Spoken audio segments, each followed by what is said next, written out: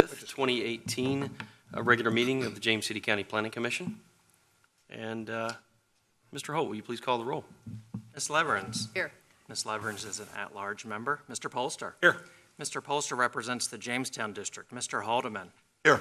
Mr. Haldeman represents the Berkeley District. Mr. Schmidt. Here. Mr. Schmidt represents the Roberts District and is this year's vice chair. Mr. O'Connor. Here. Mr. O'Connor is an at-large member. Mr. Kropp. Here. Mr. Kropp represents the Powhatan District. And Mr. Richardson. Here. Mr. Richardson represents the Stonehouse District and is this year's chair. I'm Paul Holt, Director of Community Development and Planning for the county, and sitting to my left is Mr. Max Halavin, our Deputy County Attorney. Mr. Chairman, we have a quorum. Thank you, Mr. Holt. We'll enter into the public comment period. This period is for topics that are not subject to a public hearing. If there are any speakers this evening. Seeing and hearing no one, we will close the public comment and turn to our reports of the Commission. And starting with Development Review Committee, Mr. Kropp. Thank you, Mr. Chair. Yes, sir. The Development Review Committee met at 4 p.m. on August 22nd, 2018. Mr. Haldeman, Mr. Polster, Mr. Schmidt, and I were present to review 2 conceptual plans and 1 subdivision plan. First, C-18-0071 BASF Temporary Overhead Power Line. Section 24-200C of the zoning ordinance requires all new utility connections to be placed underground. However, the applicant requested a waiver to this requirement in order to permit temporary overhead power line connection to a temporary construction trailer.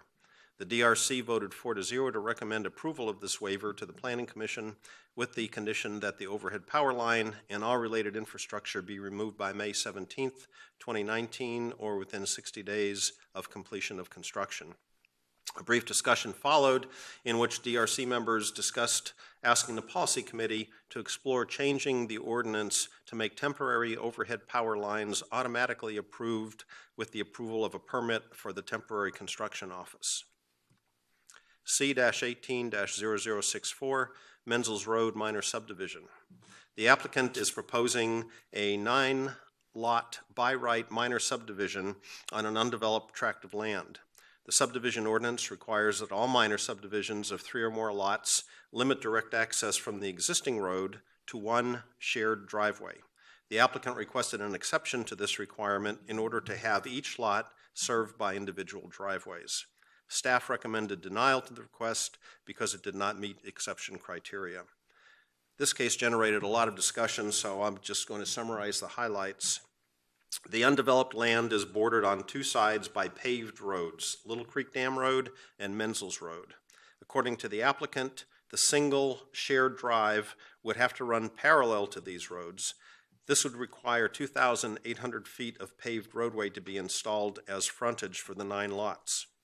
Concerns voiced about the paved drive included the amount of impervious cover being introduced and the effect this would have on stormwater drainage. Additionally, all 9 lots are significantly larger than the minimum requirement for the A1 zoning district, and VDOT expressed no objections to individual driveways. During the discussion, the applicant offered an amended request that would eliminate the single parallel drive but install 4 shared drives along property lines. This would be 4 shared drives rather than the 9 originally requested by the applicant. Also, the first 50 feet of each shared drive would be paved with gravel 3 inches deep and 10 feet wide to facilitate stormwater absorption. The DRC voted 4-0 to approve the exception request as amended by the applicant. Reduced adverse environmental impacts were the major reasons for voting against the staff recommendation. Finally, S-0022-2018 9812 Old Stage Road Minor Subdivision. Similar to the previous case, the applicant requested an exception to the subdivision ordinance requirement for a shared driveway in minor subdivisions of 3 or more lots. Although there are 5 separate parcels, one is a 198-acre farm that will not be developed, 1 parcel is for sale, and 3 parcels will be developed by the applicant and range from 10 to 13 acres each. Staff recommended approval of a dedicated driveway for the parcel to be sold because that is not contiguous with the others, but recommended the denial of the other 3 because they did not meet the exception criteria. By a vote of 4-0, the DRC recommended approval of the exception for all 4 lots. The reasons included 700 linear feet of paved surface would be required for one shared driveway serving lots 1 to 3 versus 250 linear feet for individual paved driveways. Individual driveways would reduce the amount of frontage to be cleared. There will be approximately 700 feet from center to center between individual driveways. Fire Tower Road is a dead end, not a thoroughfare, and the parcels front on Fire Tower Road. And finally, the Fire Department, Health Department, and VDOT express no objections to the request. That concludes my report, Mr. Chairman. Thank you, Mr. Grout.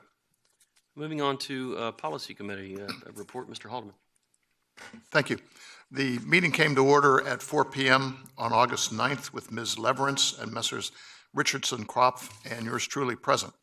In response to a request by the Board of Supervisors, the committee continued a review of the process by which a master plan consistency determination is made under Section 24-23 of the zoning ordinance.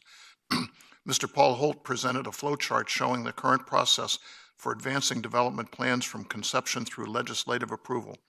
Committee members discussed the difficulty of objectively defining the term significant on matters involving a change in residential character and revisited the nature of a contract between the developer and an HOA.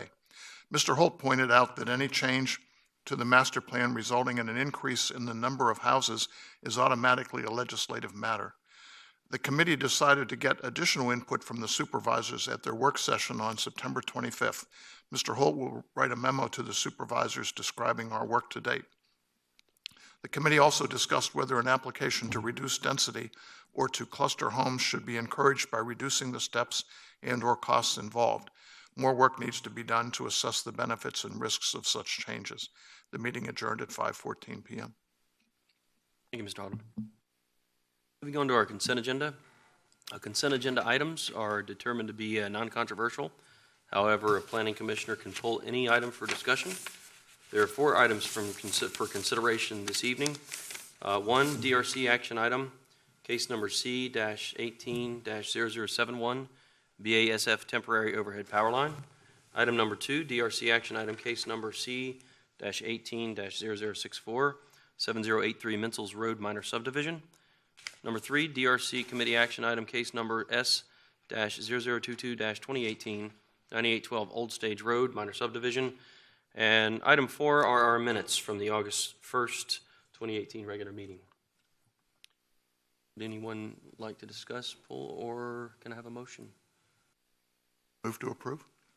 Moved. All those in favor? Aye. Aye. Move on to the public hearing phase this evening with a staff report from Mr. Ribeiro for case SUP-18-0010 outdoor flea market at 6623 Richmond Road. Mr. Ribeiro, good evening. Good evening, Mr. Chair and members of the Planning Commission. Mr. David Odie has submitted an SUP application to allow for the operation of an outdoor flea market at property located at 6623 Richmond Road. The property is split zoned. B1, general business, in the front portion of the property, and A1, general business, the rear portion of the property. And it is further designated by the comprehensive plan as mixed use. The comprehensive plan also designates Richmond Road as a community character corridor. An SUP is required for flea markets in B1 zoning districts. The property is the site of a commercial office warehouse complex formerly known as the Whitwell Complex. On August 8, 2006, the Board of Supervisors approved an SUP request for the development of the property. The SUP proposed no additional square footage, only changes in use to the existing structures.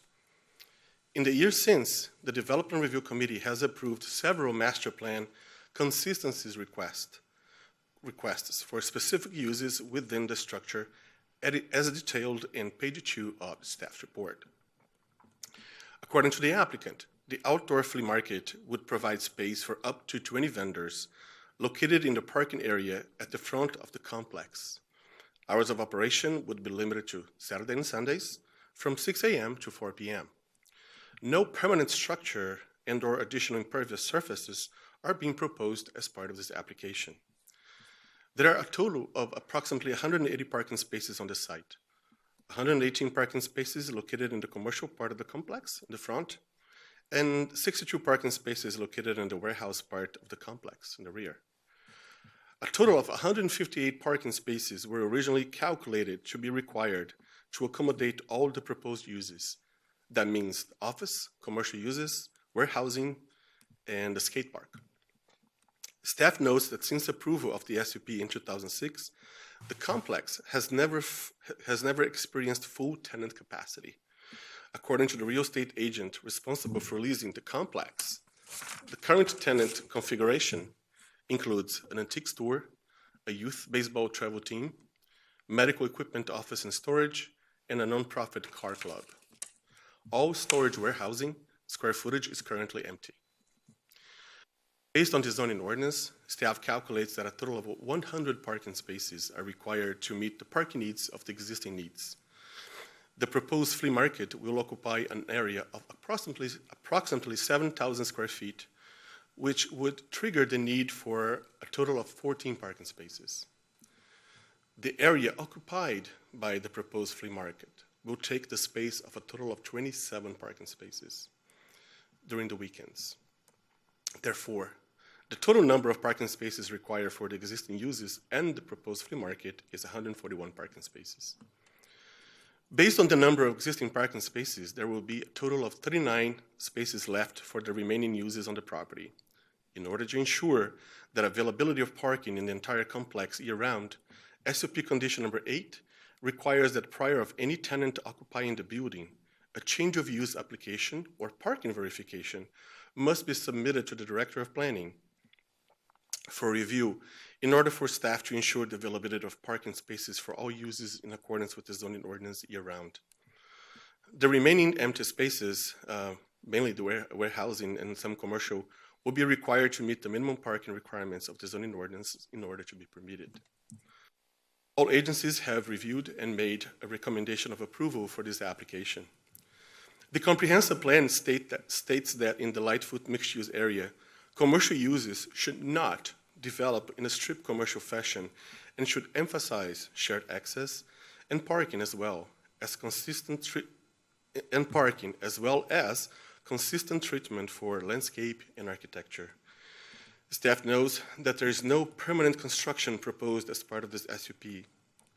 Also, the proposal will use existing parking spaces and the existing landscape in the front northern corner of the property will be supplemented and improved.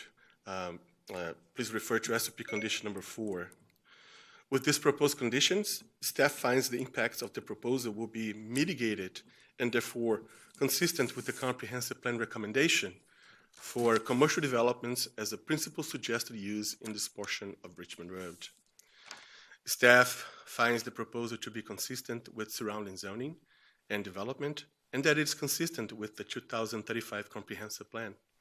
Staff recommends the Planning Commission recommend approval of this application to the Board of Supervisors with the attached conditions. I'll be happy to answer any questions you may have. The applicant is also in attendance and ready to answer any questions you may have. Thank you. Thank you, Mr. Rivera. Any questions?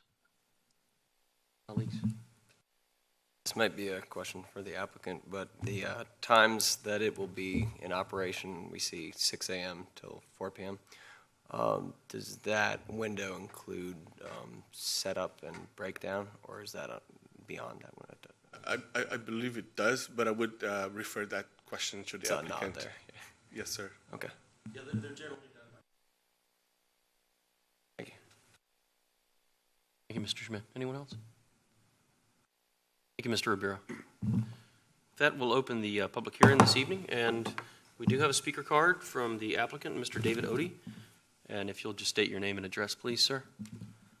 Chairman, members of the commission, I'm David Odie. I live at 109 Peter Lyall in Williamsburg, and I filed the application on behalf of the applicant, Mr. Jones. Neil Jones and his son, Chris Jones, are the operators of the Lightfoot Antique Mall, and they can answer any specific questions you have about exactly how it's operated. I'd just like to take a minute to publicly thank the staff. Number one, they've been very easy to work with. I'm sure that this case might have required a little more research than normal. Mr. Ribeiro had to research the current SUP, which appears to me to be fairly complicated, on the site that we're applying for now, as well as the site that used to house this flea market. And they made some excellent suggestions to us that were very helpful in getting to where we are. Other than that, I'd just like to say, to focus that this is a weekend-only operation. It will require no additional infrastructure out there, and don't see how it could put any burden on any county services. In fact, I think, the clientele associated with the flea market and an antique mall are going to put, they're probably a tamer group than the skateboard operation that was previously approved there. So I think the chance that they would impose a burden on the police or fire or anything like that is minimal. And we would ask that you recommend the approval of this to the Board of Supervisors. Are there any questions, or defer to my client? Thank you, Mr. Odie. Any questions for Mr. Odie or the applicant?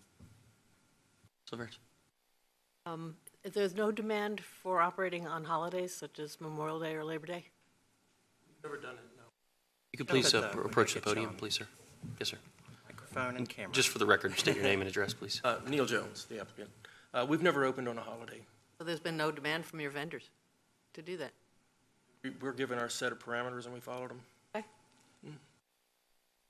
Thank you. Anyone else? Thank you, Mr. Odie. Is there anyone else here that would like to speak this evening?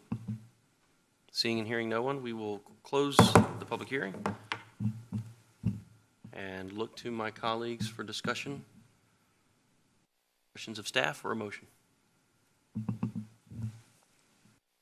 Mr. Chairman, I move approval of the application subject to the conditions included in the staff report.